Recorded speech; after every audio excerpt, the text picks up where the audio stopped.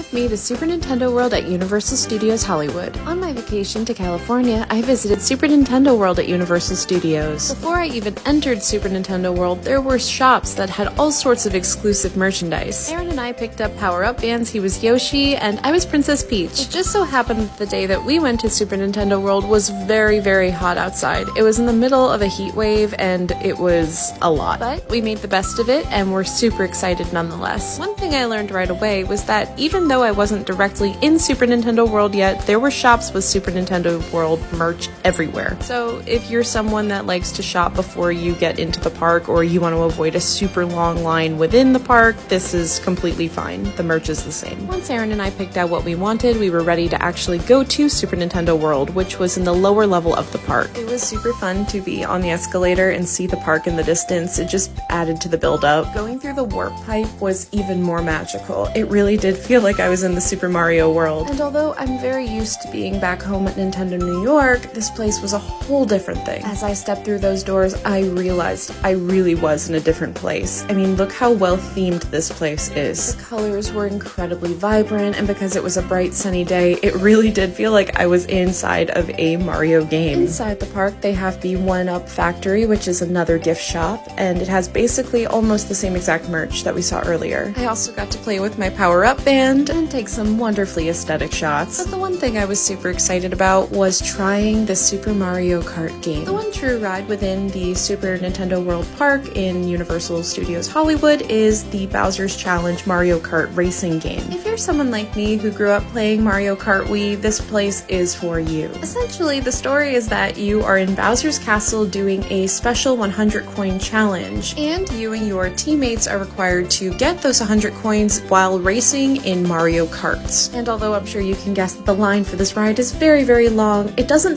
feel very long because the entire time you're standing on this line, you're going through Bowser's Castle. And if you're someone who gets really frightened by roller coasters, don't you worry, this is not a roller coaster. Instead, you get to use augmented reality glasses. And although I've heard some people get dizzy, Aaron and I were not those people. We actually won our race. Other than that, we got to see Mario and Luigi wander around the park. Another thing you could do at Super Nintendo World is you can use your power-up band to try different areas within the park to get cool challenges and win coins. There's so many of these little challenges throughout the park that I couldn't even film them all. Anyway, I had a super fun time at Super Nintendo World, and I'll see you next time.